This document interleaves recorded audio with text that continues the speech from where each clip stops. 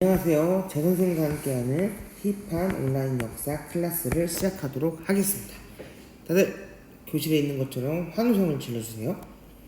아주 잘 질러줬네요. 지금 소리가 여기까지 들립니다.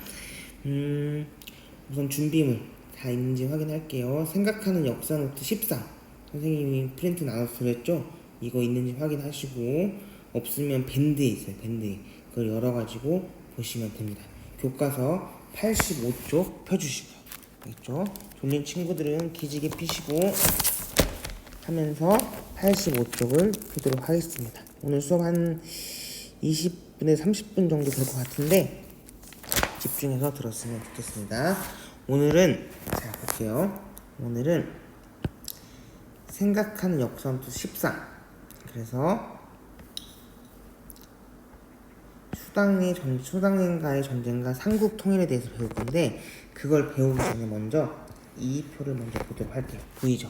선생님이랑 같이 한번 했는데 우리가 사회의 발전에 대해서 공부하도록 하겠습니다. 우리가 처음 배운 사회가 구석기 시대예요. 구석기 시대에는 계급이 없어요. 그래서 무리지어서 지낸 사회였고 마찬가지로 신석기 시대도 씨족사회 이때도 계급이 없었죠. 그럼 이때 농사를 지으면서 생산물이 생산하게 되고 이거를 많이 가진 자와 적게 가진 자 서로 싸우게 되면서 권력이 나타나게 되죠. 그러면서 군장이 다스리는 군장 국가가 탄생합니다. 우리가 배웠던 것처럼 왕이 없고 군장이 다스려요. 그래서 이 시대는 우리가 배운 나라 우리나라 최초의 국가인 고조선, 부여, 고구려, 옥저, 동해, 사만 이거 외우느라고 힘들었잖아요. 각 나라의 제천행사, 연고 같은 그 다음에 혼인풍수, 민며느리제 같은 외우느라 힘들었죠. 그러다가 왕이 생기는 연맹왕국으로 발전이 됩니다. 이때는 왕권이 강하다 약하다? 왕권이 약했죠. 선생님이 세모로 표시했죠. 대표적인 나라가 고조선, 부여, 고구려, 백제, 신라, 가야. 그러다가 왕권이 엄청나게 세지는 고대 국가로 발전하게 됩니다. 그래서 권력이 중앙으로 집중한다고 해서 중앙 집권 국가라고 볼 수 있고 대표적인 나라가 고구려, 백제, 신라입니다. 우리가 공부했던 것처럼 가장 먼저 잘 나갔던 나라는 백제였어요. 그 다음에 잘 나갔던 나라가 고구려. 그 다음에 마지막으로 잘 나갔던 나라가 신라. 어디 유역을 차지하는 거에 따라 달라졌죠? 바로 한강이죠. 그래서 오늘 이 신라가 삼국통일하는 과정에 대해서 배우도록 하겠습니다. 알겠죠? 자, 그러면 생각하는 역사노트 13을 피도록 하겠습니다.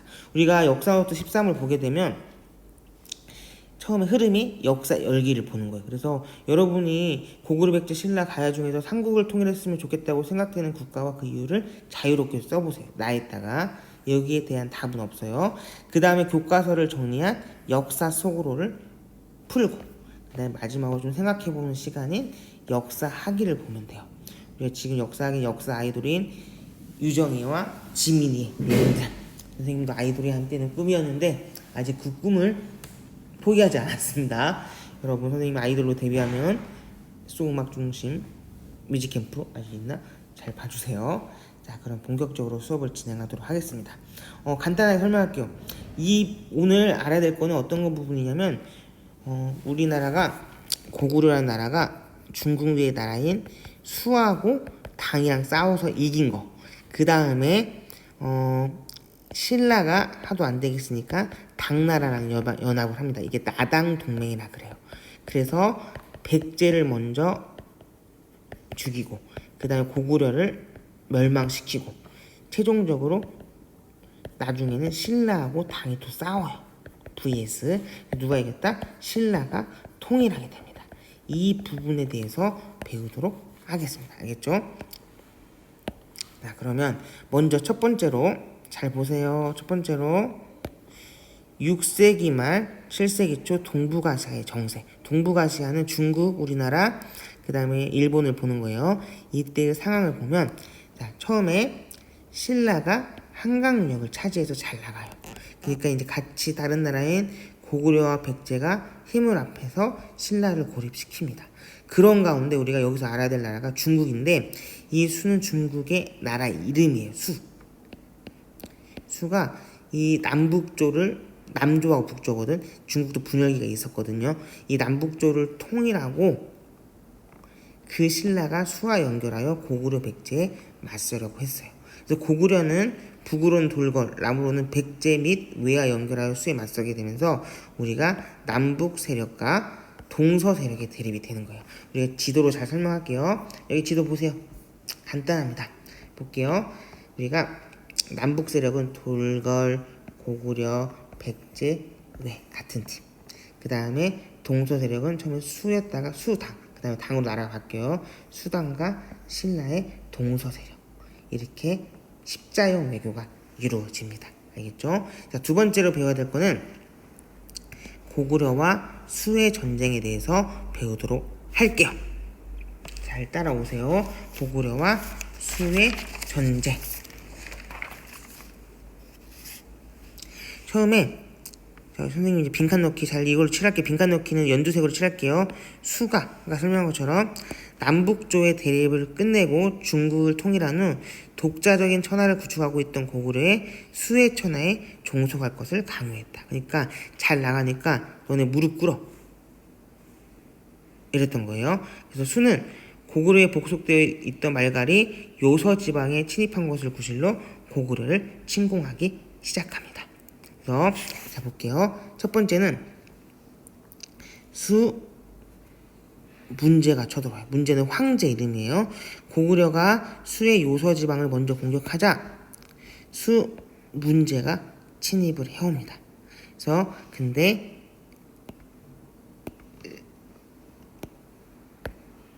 라오어강 일대에서 고구려군의 강한 저항에 막혀 좌절을 하게 돼요. 이때 엄청나게 쳐들어오는데 이때 쳐들어온 숫자가 30만 대군이 쳐들어간 거예요. 평택 인구가 50만 명이니까 그 30만 명 정도가 쳐들어왔다고 하면 어마어마한 숫자죠. 그러다 그 다음엔 안 되겠다 싶으니까 그 다음에 수양제가 쳐들어와요. 수양제. 양제가 113만의 대군을 가지고 고구려를 침략합니다. 113만 명이면 아까 얘기했지만 평택 인구의 2배가 쳐들어오는 거예요. 고구려는 요동성을 굳게 지키면서 해로를 통해 쳐들어온 수의 수군도 물리치게 됩니다. 그 당시에 수 양제는 너무 안 되겠다 싶으니까 우중문이라는 장군을 시켜서 별동대 30만 명을 이끌고 곧장 평양성으로 진격하게 해요. 그때 여러분이 잘 알고 있는 을지문덕 장군이 이끄는 고구려의 유인책에 휘말려 수의 군대는 살수에서 거의 전멸하게 됩니다. 이 전투를 좀 설명하게 되면 이 113만 명 쳐들어오려면 10판만 해도 113만 개가 필요한 거예요. 어마어마한 숫자. 계속 쳐들어오니까 을지문덕이 그냥 쳐들어오게 놔둔 거예요. 근데 그 주변에 있는 식량을 다 없앤 거야. 계속 배가 고픈 상황에서 안 되겠다 싶어서 다시 돌아가게 돼요. 그런 가운데 살수에서 이제 돌아가는 군대를 치워버리는 게 된 거죠. 이 당시에 남은 숫자가 한 2,700명밖에 안 돼요. 엄청나게 다 끝나게 되는 거죠. 그래서 수는 이후에도 고구려를 계속 침략하였으나 한 4번 정도 더 쳐들어오는데 고구려 원정 등에 대한 불만으로 각지에서 반란이 일어나 결국 멸망하게 됩니다. 한 30년 정도 갔어요. 자, 지도로 잠깐 볼게요. 지도로. 여기가 살수대첩이 일어난 곳이 지금의 청천강이라고 보면 되죠. 알겠죠? 자, 하나만 기억하시면 됩니다. 무슨 대첩? 수하고 싸운 대첩은 살수대첩이다. 알겠죠? 자, 그 다음에 세 번째는 뭘 볼 거냐면은 영계 소문의 정변과 한반도의 긴장고조. 이런 가운데 우리가 두 개로 나눠서 알아야 될 것은 뭐냐면 하나는 고구려의 상황과 백제와 신라가 싸우는 부분이에요. 이 두 개의 부분에 대해서 설명하도록 하겠습니다. 잘 따라오세요. 수의 뒤를 이어 중국을 통일한 당은 처음에는 고구려를 압박하지 않았다. 좀 사이가 좋았어요. 근데 당태종이라는 사람이 즉위한 후 주변 세력에 대한 정벌이 본격화되자 고구려는 요동 지역에 뭘 쌓았다? 천리장성을 쌓으면서 당의 침략에 대비를 해요. 그 당시에 그때 어떤 사건이 터졌냐? 천리장성 축조의 책임자인 영계소문이, 잘 쓸게요. 영계소문이 정변을 일으켜 영유왕과 많은 귀족을 죽이고 정권을 장악해요. 처음에는 영계소문은 당태종을 자극하지 않기 위해 도교를 수입하는 등 사이 좋은 태도를 보인 거예요. 도교는 자연을 섬기는 종교인데 나중에 자세히 설명할게요. 그래서 처음에 사이가 좋아요. 근데 왜 사이가 나중에 안 좋을 수밖에 없는 이유가 뭐냐면 이 당시에 영계소문이 죽인 왕이 누구냐면 영유왕이라는 왕인데 영유왕은 당나라랑 친했어요. 근데 영계소문이 이 영유왕을 죽이면서 당은 계속 영계소문이 마음에 들지 않은 상황이었던 거죠. 그런 가운데 우리가 한반도 남부에서 백제와 신라의 갈등이 고조됩니다. 우리가 그때 선생님이 설명했던 것처럼 백제와 신라는 열심히 싸워가지고 드디어 같이 한강역을 차지했죠. 기억하죠? 근데 누가 배신을 해요? 신라가 배신을 합니다. 그래서 열받으니까 누구? 백제의 누구? 기억하시는 분. 백제의 성왕이 야 이 새끼야 하고, 미안해요 욕해서 백제 성왕이 야 하면서 공격을 했어요. 너무 화가 나서 욕을 더 했겠죠. 근데 결국 성왕도 죽게 돼요. 그래서 백제는 신라를 너무나 안 좋아해요. 그런 가운데 계속 싸우게 되는데 볼게요.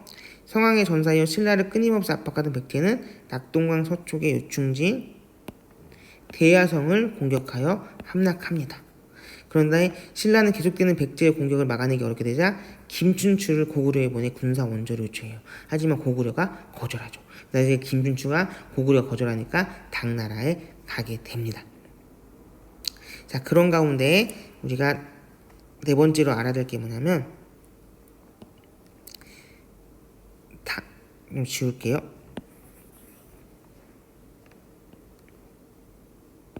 당의 고구려 침공과 안시성 전투.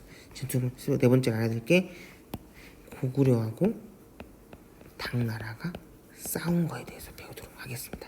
알겠죠? 자, 당 건국 초기에는 고구려와 친선 관계를 유지했어요. 하지만 고구려가 천리장성을 축조하고 영계소문을 집권하면서 둘이 싸우게 됩니다. 자, 고구려와 당의 전쟁 보겠습니다. 한반도에서 고립 상태에서 빠진 신라는 당에 사신을 보내어 고구려와 백제의 압박에서 구해줄 것을 호소하였고 당태종은 두 나라에 더 이상 신라를 침략하지 말라고 경고했습니다. 그런 가운데 영계소문이 거부하게 되고 당태종 이를 구실 삼아 엄청난 군대를 일으켜 직접 고구려 침공을 강행했습니다. 세 방면으로 군사를 나눠 요동지방을 동시에 공격했고 수군을 따로 동원하여 라오둥 반도 남쪽의 비사성을 공격했어요.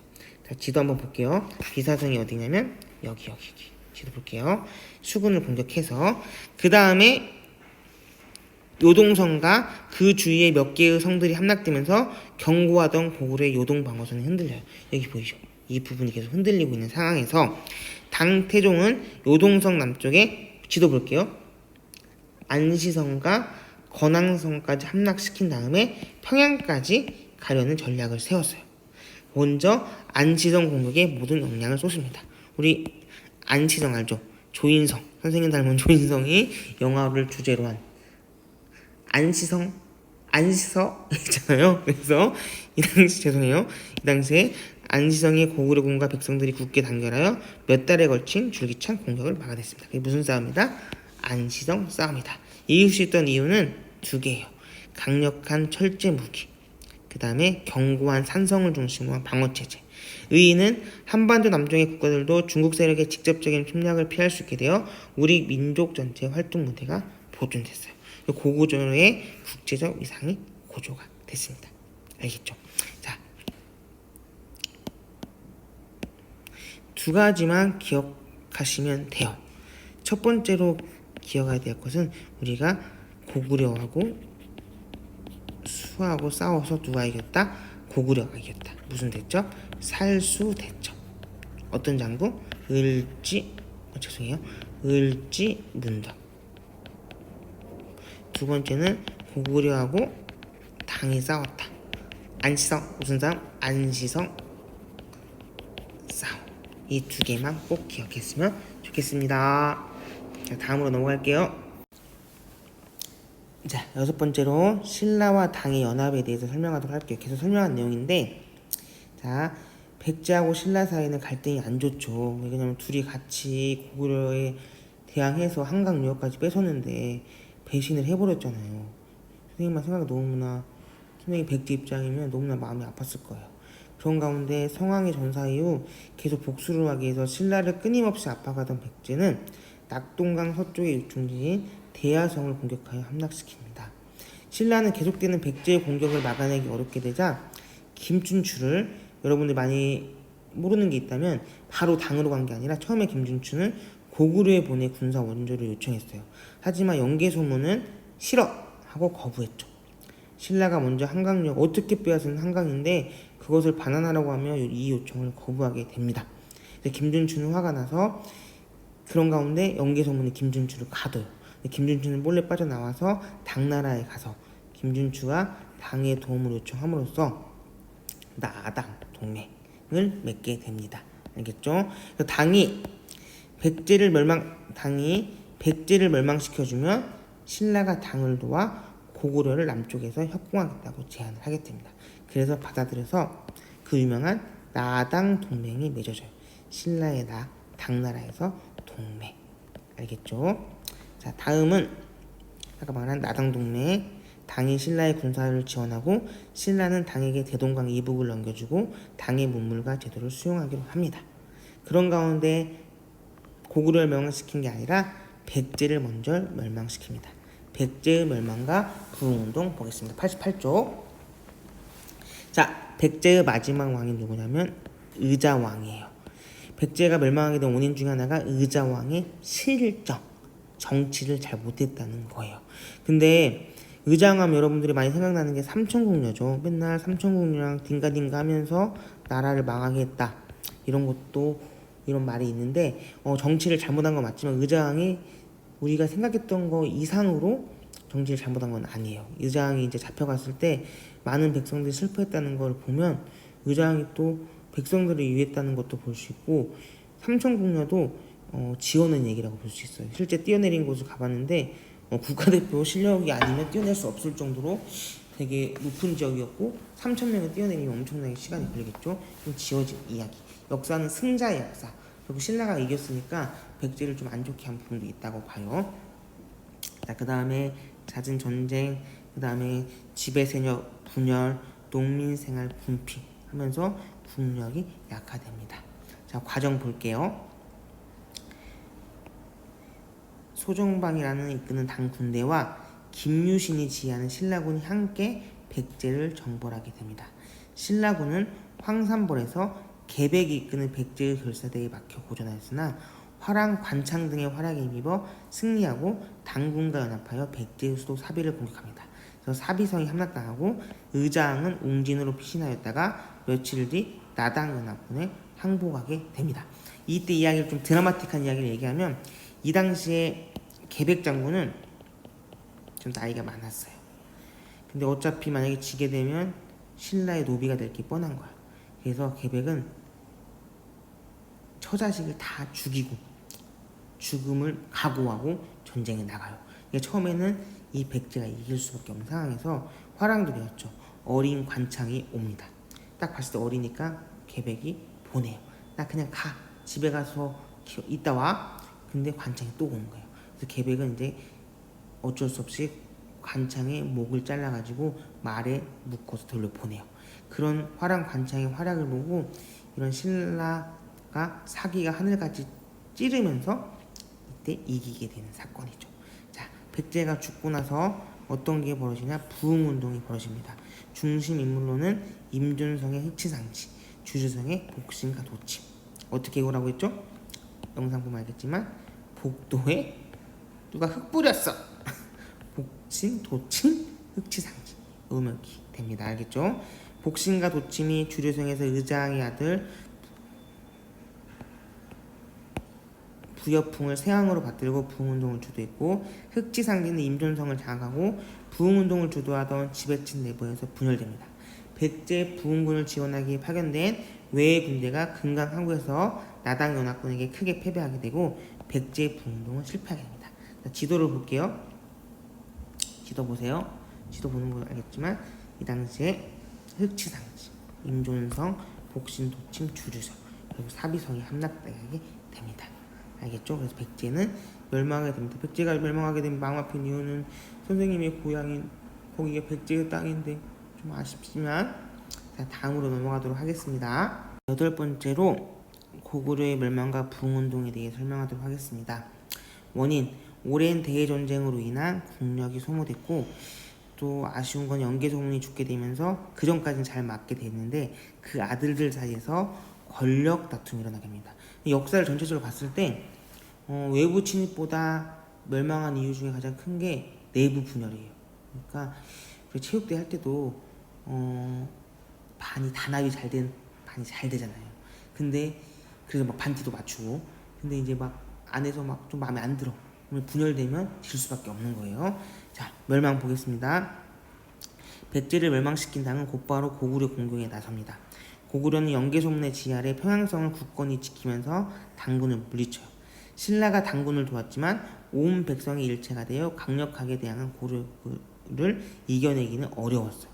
근데 몇 년 후 실권자 연개소문이 사망하면서 그 아들들 사이에서 권력 다툼이 일어납니다. 그 장남, 첫째 아들 연남생이 아우들에게 권력을 빼앗기자 예수도 국내성에 반란을 일으키고 오히려 당의 고구려 정벌을 요청하게 됩니다. 그러면서 당은 대군을 파견하는 한편 신라군까지 동원하여 고구려를 양쪽에서 공격을 해요. 그래서 요동 지역의 방어선이 무력화되면서 1년여의 전쟁 끝에 평양성이 함락당합니다. 그리고 나서 백제랑 똑같아요. 부흥운동이 벌어지게 됩니다. 그래서 중심 인물로는 고연무, 건모잠, 안승이 있습니다. 기역으로 시작되는 거 기억하시면 돼요. 그거 아니에요. 자, 그러면서 건모잠이 한성에서 왕족 안승을 왕으로 받들고 당군을 몰아내기 위해 싸워요. 요동 지역에서도 안시성을 중심으로 끈질긴 부흥운동을 전개했고 신라의 지원을 받으며 이 당시 신라가 이제 고구려를 도와주게 되죠. 하지만 그중 일부는 신라에 흡수게 되고 아시겠지만 어디로 갑니다? 발해로 이어지게 됩니다. 우리가 영토를 많이 빼앗겨서 슬퍼한 친구도 있지만 우리가 이 발해라는 나라를 집중해서 보면 돼요. 발해는 우리나라거든요. 그러니까 이 당시에 고구려의 땅인 발해, 아래는 신라, 이 남북국 시대를 배울 건데 우리가 아직도 땅을 다 갖고 있다고 보면 됩니다. 자, 지도 한번 볼게요. 지도 고연무, 건모자, 그리고 평양성이 함락된 부분 보면 됩니다. 알겠죠? 다 끝나가고 있습니다. 좀만 참으세요. 자, 그러면서 이대로 끝나는 게 아닙니다. 나당 전쟁과 신라의 삼국통일 볼게요. 당의 약속 위반과 한반도 지배 야욕. 그러니까 당은 위쪽만을 가져가려고 했는데 한반도를 전체를 가져가려고 했어요. 어떻게? 백제를 멸망시키는 그 땅의 웅진 도독부는 어떤 사령부 같은 곳이에요. 지배하는 기가. 그래서 그 지역을 직접 지배를 하려고 했고 고구려가 멸망 후에도 안동 도호부를 설치하여 그 지역도 관할하게 한 거예요. 또 신라의 문무왕을 계림주 대도독으로 임명하면서 신라 땅까지 당의 영역에 편입시키려고 한 거예요. 한반도 전체를 다 가져가려고 한 거죠. 이에서 화가 난 신라의 문무왕은 고구려 부흥운동 세력과 연계하여 한반도에서 당군을 몰아내기 위한 전쟁을 시작했습니다. 매소성 전투에서 당의 육군을 격파했고 기벌포 전투에서 당의 수군을 격파합니다. 안동도호부가 요동지역을 철수하고 한반도의 통일을 달성하게 돼요. 밑에처럼 토번이란 나라가 비단길을 공격하여 당의 혼란을 빠뜨린 것도 이유가 되겠죠. 그래서 최종적으로 신라가 통일하게 됩니다. 자, 지도를 한번 볼게요. 두 번째 여기 지도 볼게요. 매소성과 기벌포 이 삼국통일 676년에 통일을 이룩합니다. 이 당시에 문무왕을 잠깐 얘기하면 문무왕의 왕이 어디 있는지 아는 사람, 경주 간 사람 바다에 있어요. 죽어서까지 용이 돼요. 동해의 용이 되어 신라를 지키겠다고 해서 수중릉을 만들게 됐죠. 대단한 왕이죠. 자, 거의 다 끝났습니다. 하나만 중요한 거 기억하세요. 자, 우리가 삼국통일에 의한 한계에 대해서 보도록 할게요. 이거는 정말 중요해요. 논술에 나와요. 잘 따라오세요. 신라의 삼국통일과 함께 세 나라의 사람들이 섞여 살면서 삼국 문화가 본격적으로 융합되기 시작하였고, 그것이 오늘날 우리 민족 문화의 토대를 형성했다. 삼국통일의 경험은 이후 역사에서 다시 여러 나라로 분열하는 시기가 찾아와도 통일을 해야 하는 당위성을 제공했다. 지금 남북 사이가 안 좋지만 결국 우리가 통일을 해야 돼요. 전쟁을 통해 결국 당을 한반도에서 몰아내고 우리 역사의 무대를 지켜냈다. 장기간의 전쟁으로 고통을 받던 수많은 백성들에게 평화의 기쁨을 안겨줬다. 한계, 다시죠. 신라 자체의 힘으로 통일이 이루어지지 못하고 외세인 당이 의지했고, 삼국의 영토가 고스란히 이루어지지 못하고 고구려 영토는 남쪽 일부만이 신라에 들어오는데 그쳐 우리 민족 활동 무대가 축소됐다. 하지만 고구려의 땅은 발해가 이어갔으니까 그것까지 기억하시면 됩니다. 알겠죠? 자, 정리하겠습니다. 간단합니다. 지금까지 배운 것 중에 이것만 기억하시면 돼요. 아까 계속 반복했지만 고구려와 누가 싸웠다? 수가 싸워서 이긴 살수대죠. 그 다음에 당이랑 싸워서 이겼다. 무슨 상? 안지성 싸움 기억하시고, 신라의 통일 과정, 신라의 김준추를 통해서 당이 연합을 해서 나당 동맹이 맺어졌고, 그리고 나서 백제를 멸망시키고 부흥운동 기억하시고, 복도에 흙을 뿌렸다. 복신도치 흑치상시. 그 다음에 고구려를 멸망시켰다. 기읒, 고현무, 건모장 부흥운동 기억하시고, 그리고 나서 신라하고 다시 누구랑 싸웠다? 당이 싸워서 누가 이겼다? 신라가 이겼다. 알겠죠? 이것만 기억하시면 됩니다. 기억하시죠? 알겠죠? 여기까지 수업을 마무리하도록 하겠습니다. 고생하셨습니다. 수업 끝. 맛있는 거 드세요.